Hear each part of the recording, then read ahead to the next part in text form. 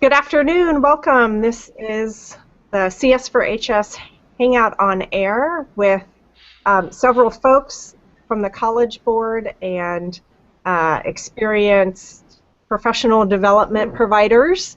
And we're going to spend some time talking about the 7 big ideas, why they're foundational to the new AP Computer Science Principles curriculum, and how they can be used and thought about when it comes to teacher professional development for high school computer science teachers. The CS4HS program is currently accepting applications in the U.S. and will be accepting applications until March 14th. So we hope that this conversation will really give you an opportunity to think more deeply about the 7 big ideas and give you some good, useful information for crafting your CS4HS proposal. My name is Karen Parker. I don't know, did I say that? Anyways, I'm saying that now. I'm the Global Program Manager for the CS4HS program, and I'm excited to have these folks here. So I'll let the folks from the College Board, Kirsten, why don't you go ahead and introduce yourself and your role with the College Board. Sure. I'm Kirsten Wheaton. I am the Senior Director of AP Teacher Support, and my role in AP Computer Science Principles has really been to think strategically about teacher professional development. So I've been really involved in formulating our strategy, and so I'm thrilled that this is moving forward, and I'm excited to be a part of it. Great. And Crystal? Hi, I'm Crystal Furman, and I am the Director of Instructional Design and Professional Development for Computer Science Principles. I'm currently working with some of our partners to look at their professional development and make sure that it's aligned with what we're looking for in terms of CS Principles curriculum and alignment, as well as developing College Board's own professional development in the AP Summer Institute materials. Great, fantastic.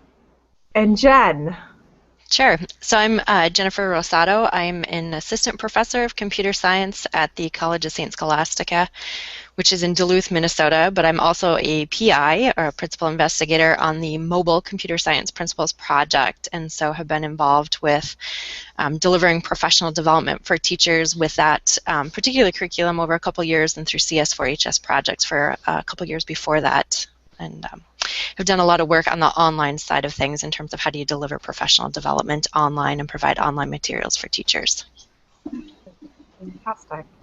Well, why don't we start with a conversation about the 7 big ideas. So, those that are viewing this is going to be a pretty casual conversation. There is an opportunity for you to submit questions in the Q&A portion of the Hangout. We encourage you to do that at any time. You have a question for myself or the panelists, pop that question in there and we'll get to it. Maybe Jen, you can start off by telling us what the 7 big ideas are. Well, I have my handy-dandy cheat sheet in front of me, but the 7 big ideas are creativity, abstraction, data and information, algorithms, programming, the internet, and global impact. And whenever I'm asked to describe, what kind of makes computer science principles different than, say, the AP Computer Science A courses, I like to say that it's this breadth-first approach rather than a depth-first approach. So it's this idea of the breadth of topics, or those ideas and the computational thinking practices that we get to introduce in computer science principles.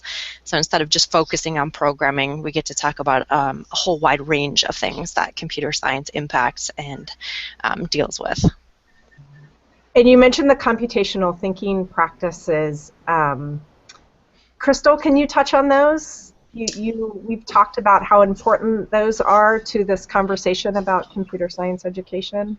Absolutely. So we have 6 computational thinking practices. The thinking practices are not separate from those 7 big ideas. They are what we look at as the key skills that students are learning as they are learning that curriculum that's outlined in the 7 big ideas. And so it's connecting computing, creating computational artifacts, abstracting, analyzing problems and artifacts, communicating, and collaborating. So those 6 computational thinking practices, along with those 7 big ideas, are what really are foundational for the computer science principles curriculum. And can any of you talk a little bit about sort of how these 7 big ideas were brought together? I know there's really been a community of people that have been working for many years on putting together this framework and bringing it to this point of actually being taught in the classroom. I think I can talk to that. It was definitely, like you said, a collaborative process along with the National Science Foundation, starting around 2008, working with leading high school teachers and higher ed education institutes to pilot this curriculum, to vet it out, make sure that it is appropriate, and it's really been born out of a lot of research. Great. And Jen, you had mentioned and talked about CSP really being that there's a breadth of topics. Can you just touch a little bit on why you think it's important that the new AP course, as we think differently about computer science education, why this breadth of ideas approach is a good approach? Sure. Let me maybe share what my experience as a higher education person is in a computer science department. So we have students who come into our undergraduate. We have a computer information systems major instead of a straight computer science major, a more theoretical one. But when they come into the program, they take an intro course, and next year it's going to be computer science principles as our intro course for the major. But typically they're taking programming 1 with Java, and then the programming 2, and then they get to move on to classes like database modeling, systems analysis and design, and some of these other pieces, networking, those kinds of things. And so while we have those other classes in our program, they don't get exposed to them until later. But often they come in and say, oh, programming is just not my thing. And I say, hang on, there's other things you can do. And it doesn't always have to be, focused on just programming. While it's important, what is in programming and know how to do some basic programming, it's not the only thing about being a computer scientist. And so I think by having an introduction that is really focused on programming, it does a disservice to our students in terms of their interest and what they might really get excited about for computer science. And so this breadth-first approach that allows them to think about, data in new ways that they maybe have before, or to really think about how the internet works and how that could be leveraged for different kinds of projects that they might work on developing, or even the impact piece about how computer science can really impact all kinds of different areas of our lives, and have an opportunity to change and affect people. Those are really cool pieces about being a computer scientist that you don't always get with an intro to programming class. So that breadth first approach and really thinking about what are all the different aspects in computer science is a really nice feature of computer science principles. And just to kind of, piggyback on what you're saying, Jennifer, those were some of the goals, was to broaden participation. And so a lot of the things that you're talking about are the things that we're hoping students will find more enticing about the field, and that we will bring more students into computer science to fill not just computer science, pure computer science jobs, but also to look at all the other careers that utilize some facet of computer science in their job field, and fill that STEM need that we have, where computer science is touching so many jobs that are not just programming, like you said. I mean, it's hitting a lot of different things that would be interesting to students, and so having that broader view allows for us to engage a broader student population. I would, I often, when I'm talking to teachers or administrators or parents about the course, challenge them and say, let me know if you can think of a career that would not be enhanced by knowing something, in this computer science principles course about computing. So many jobs these days, and, just what we do in our daily lives, even outside of employment, touches on some aspect of computers and technology, and just understanding how it works better can make your life flow a little bit easier. Exactly. So can any of you talk a little bit to the teacher or the community that the thought of an AP course feels a little overwhelming, that the CSP curriculum framework and the 7 big ideas is very appealing, but taking that jump to getting teaching an AP course just feels like a big jump. Is there a middle space between there that where the 7 big ideas can be useful and beneficial without having to jump into an AP course, teaching an AP course? Well, I mean, sure, right? I mean, anything that we're teaching them in the field of computer science is going to be beneficial. I really think, though, that our AP Computer Science course, AP Computer Science Principles course, is designed for all students, right? So, I mean, intentionally designed that way. So I think of all the AP Computer Science courses that we have, it might be a really good one for students to have that very first taste to a higher level of rigor. Yes, it is a college level course. Yes, it has that higher level of rigor, but it was designed for all students. So all academically prepared students should be able to handle that element of rigor in the course. And I think there's, for schools or teachers who are maybe hesitant about the AP portion of it, we've seen a number of teachers that have gone through our PD, approach it in, a whole bunch of different ways, depending on whatever their school situation is, to get to the point where they can offer it as an AP class and feel comfortable doing that. So maybe they start off with a single semester course that is like an introduction to computer science, and they test it out and they try it, and then they feel more comfortable moving into that AP course a year after having done that. Or maybe they do some after-school programs or a summer camp or things along those lines, or they take the like a data and information module and pull it into a math class or a statistics class or things along those lines, and then they're a little more comfortable with transitioning, I think, to AP after that. But I think there's all kinds of options. But as Crystal said, it really, like, I have 4 kids in high school, and when I think about what my kids are going through with AP classes, I do feel that this is a very accessible class for many students in terms of AP, but still being rigorous, that this is a class that has a lot of things that could interest, that wide range of students, and that, a teacher who's excited about it and shares that enthusiasm with their students can really, really have an impact on them and get them excited about being in even, yes, an AP class. So. That's great.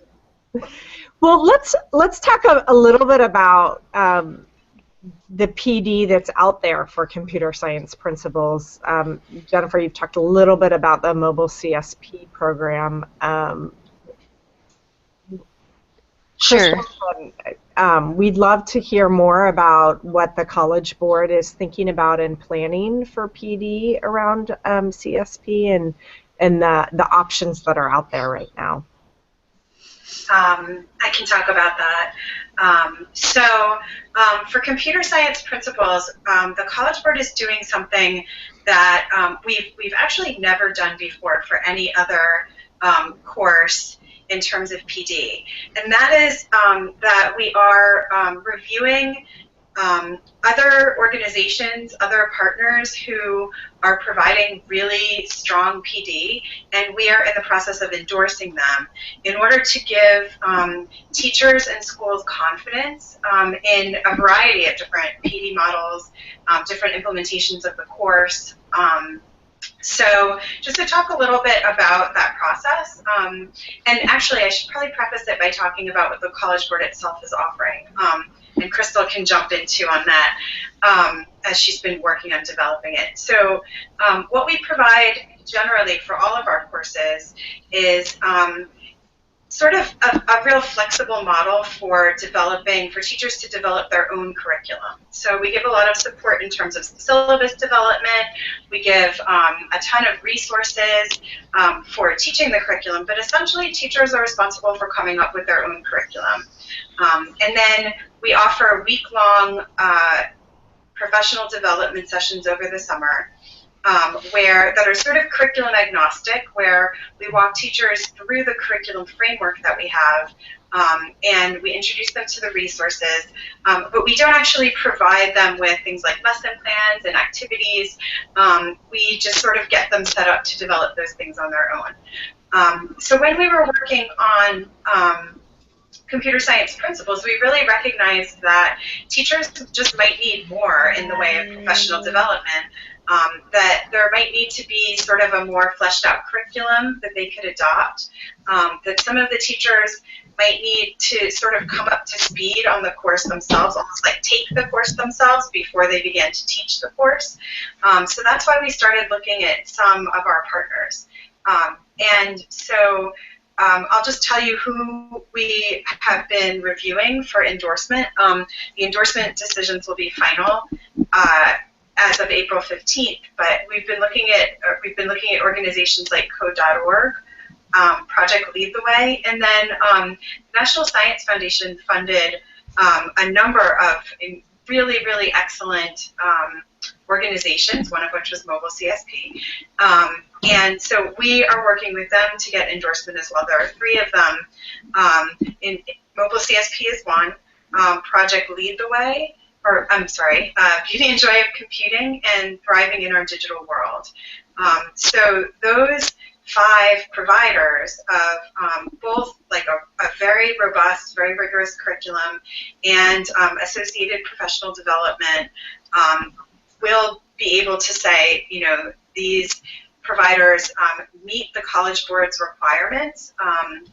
Their PD, when teachers go through their PD, they will come out on the other side as well prepared as if they had attended a College Board PD event, and they'll be ready to go. So, you know, I just would encourage teachers to look at those providers and see, you know, if there's additional professional development that meets their needs, if they're interested in adopting something that you know, is maybe a little bit more robust and a little bit more sort of, I don't want to say off the shelf, but really gives them like extra support beyond what they would get from us, which is really help developing their own curriculum. Crystal, do you want to add to that at all? So that was really well said. Yeah, it really is what we're reviewing from the partners really is not just their professional development, but we're also reviewing their curriculum because they all have, you know, a strong curriculum piece that is going to allow teachers to have a day-to-day lesson plan, so to speak, for how to implement this course, which can be really helpful, especially when we have teachers who maybe have never taught computer science before, maybe they don't have a computer science background at all, and we're asking them to teach this new course. And so these providers really are giving them a very strong helping hand in that.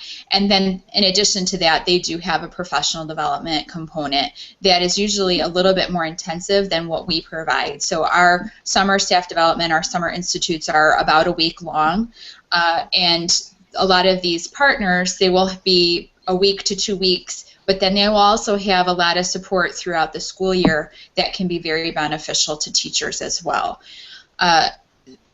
I've looked at all of them, and you know they're in that process where we're providing feedback and making sure that not only our own, you know, the College Board summer institutes are meeting certain requirements, but also we're putting those requirements on the partners as well. So I have a rubric, and I'm, you know, reviewing not only myself. I had to judge myself the other day, which was a little interesting, but having to, you know, look at everybody else's too to make sure that we're all meeting those high standards for teachers.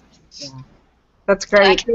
Thank you for that that explanation. And Jen, can you talk a little bit about the relationship that Mobile CSP has had with some CS4HS programs across the country? Sure. I was just going to add on to that College Board process here, endorsement process, is certainly rigorous, and we're working on making sure that we meet the high standards that College Board has. So, but it's good because it makes the curriculum more robust and the professional development more robust, and that, you know, no matter which of these people that you're going to meet those minimum requirements that they want to see out of the PD. So I think that's all good. So in terms of mobile CSP and some of the CS4HS projects, last year I think we had 4 CS4HS projects that were funded that were using some of the mobile CSP curriculum, whether it was just introducing teachers or it was trying to get them through a good chunk of it over the summer. But mobile CSP provides, we put our curriculum up basically in an online course that is free and open and available to anyone. There's kind of 2 branches or components to the course. One is a set of materials that can be used directly by students, with teacher facilitation, but it includes videos and tutorials for students to walk through on how to use App Inventor, which is our blocks-based programming language that students would use for building apps and running those on Android devices. And then we have a teacher-facing kind of branch that includes all of the lesson plans and some of the professional development materials that teachers would go through in terms of pedagogical considerations and like discussion questions about the lessons and things along those lines. And so I think that many of the remote sites then, or satellite sites, we had a term for it that we were using, but the CS4HS sites that were using the curriculum were able to take those pieces from the student side and the teacher side and walk their teachers through the curriculum on their own and, coordinating with us on some questions about, how to use various things. But, hopefully it is standalone in the sense that the materials are, and I love this word that I learned over the past couple of months, but the materials themselves are educative so that you're learning as you're going through the lesson plans and that sort of thing too. Great, that's fantastic. Well, this has been a really interesting discussion. I want to invite the folks that are watching to post any questions that they have. Questions about the AP Computer Science Principles Framework, questions about the 7 big ideas, the questions about the PD that's being currently being offered and reviewed by the College Board, or even questions about the CS4HS application process. It is, I guess it's the last week of February, so we have a couple more weeks until applications are due. They're due on March 14th. Google, myself and others from Google will also be at SIGSE, the Special Interest Group on Computer Science Education Conference that's happening in Memphis next week. So we'll also be available for questions about your applications. Jen, are you going to be at SIGSE? I will be there, yes, and people are welcome to send me an email and arrange a time to meet up to chat about, the mobile CSP curriculum or professional development. Mm-hmm. And I'm pretty sure I saw Lynn's name on a couple SIGSE sessions. Is anyone else from the College Board going to be there? Lynn and I will both be at SIGSE. Great, fantastic. So, and I echo what Jennifer said. If anybody wants to talk more about the curriculum framework, happy to chat with anyone at SIGSE. And will the Google group will be hosting a booth, so you can find us at our booth. I think it's 201 and 203 are the numbers if you're a numbers person. We also have a couple sessions, so look through the program and find us at our sessions. And would be happy to answer any of your questions. Well, it doesn't look like, oh, sorry, go ahead, Jennifer. No, I was just going to ask if you had any sessions that were specific to CS4HS this year, or? We're doing a sort of a meet and greet session for all of Google's CS education programs, and I will be there and will be at that. So no formal presentations or conversations will be happening, but we'll be doing this sort of meet and greet time on Friday afternoon. I think it starts at 1:45. Well, we don't have any questions, so our conversation might be a little on the shorter side. But I wanted to thank you guys for participating in this. Are there any other, do you have any other thoughts about the 7 big ideas or the new AP Computer Science Principles curriculum? I think it would be nice to note that, you know, all of this information can be found on Advances in AP. There's a website, and our partners are listed there, as well as other information. The curriculum framework, the final version of that will be coming out in March. The course audit for this class will also open up in March, and so be looking in Advances and also on AP Central, where our homepage will launch here in a few weeks as well. So there's a lot happening at the College Board around this course, and a lot of things that are going to be posted fast and furious. Another great place to find resources would be the AP teacher community. So there's a lot of resources in there, and there's a lot of pilot teachers as well as teachers who are interested in taking this course there next year, or teaching the course for next year, and they're already asking questions and having good conversations around the big ideas and what they're teaching and how to implement this course for next year. So those are some really great resources for not only for teachers but also for anybody who's interested in engaging teachers and helping them with this course. Great. Crystal, and maybe Kirsten, quick question for you. So those new versions of the purple booklet, will those be at SIGC then? So the curriculum framework is going to be much, much more than these purple booklets, and you've got yours, right. And guess what? Here's mine right here. It's in my Bible. I carry it with me everywhere, sleep with it under my pillow.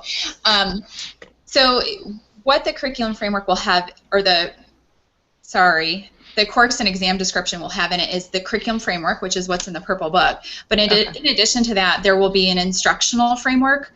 So it will talk about some good instructional strategies that we encourage teachers to use, maybe some areas of focus that we feel like needed some extra commentary on how to teach those. There will be some special focus on how to cite those resources, because it's not really a research course. However, we have this performance task that requires students to do research, so we needed to put some support in there. So that instructional framework is going to be a really added bonus to that purple book. There will be a set of sample multiple choice questions, and then there's going to be an entire section devoted to the performance tasks. So both of the performance tasks will be in the course and exam description, as well as some teacher guidelines, so some things that we think that you should do with your kids to prepare your students before attempting these, and some criteria around what you can do and what you can't do while they're being administered. So look for all of that information to be in that new course and exam description when it's posted in March, and it probably will not, we definitely won't have printed copies for 60, I can tell you that for sure. I'm sorry. It's going to be a much larger document than these little purple books. That's what I saw. The PDF was many more pages. Yes, it is. That's right. You have a draft of that, so you know there's a lot there. Right. But very helpful, like you said. I think some of those additional instructional supports answer a lot of the questions that we get from teachers about what they can, like you said, what they can and can't do, and also some of those, basics about wanting to help students in terms of citing resources and that kind of thing. It's a good resource.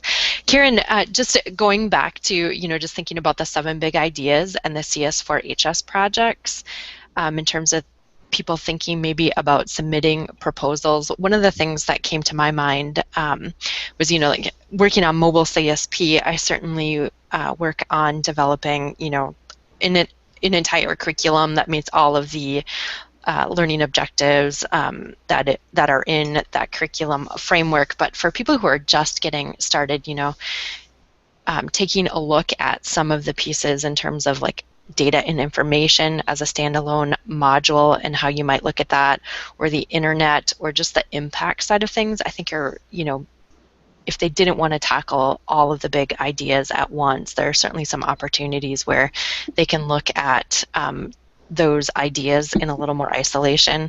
Algorithms and programming to me kind of seem to go together hand in hand, but those other pieces are good. And one of the first big idea on creativity, and even a little bit the second one on abstraction, I don't know that our students in the curriculum struggle with those so much, but we often have teachers who come in who are not used to this idea of being, fostering creativity in their students. And so professional development on helping teachers understand how to foster creativity in the classroom and be a little more open-ended for, student projects and that sort of thing, whether it's thinking about inquiry-based learning or project-based learning, however they want to approach that. That's something that I see teachers struggle with a bit more, and that professional development around that area would be really good to see. Great. Those are great suggestions. And it looks like we have a viewer that is telling us that thank you for these Hangouts. He says that they've given him more information about the program. That's been very helpful. So thank you to all of you for participating in the conversation. Great. Any other questions? I want to give folks, our viewers, more opportunities to post questions if they have them. And Krista, what did you say your website was? Give us your website one more time that has information. It's Advances in AP. Advances in AP. And the CS4HS program can be found at CS4HS.com. And Jen, what's your website? It's mobile-csp.org. Great. Yeah, and that has the links to the 2 courses and then the application information on the summer PD. So.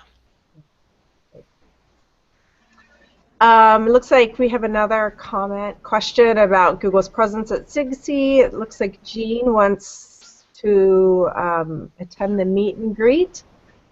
Yes, Google is actually doing another session called Surfacing Solutions to the Capacity Crunch, and that is Friday after. Maybe that one's up Friday afternoon. I actually don't have the schedule in front of me, but there are 2 sessions, Jean. One, as you found, is a panel discussion on the capacity crunch and trying to identify solutions for dealing with that in the undergraduate space. And then there is the Google Meet and Greet, which is Thursday or Friday? It's Friday. I think the schedule got changed. I'm being told that the printed schedule that was distributed by SIGC, there have been changes that have been made to that, and they haven't been updated. So I apologize for confusing information. But if you check out our Google Plus page, we will make sure that the right information gets posted there before we all end up in one place. Great. Well, if there are no more questions, then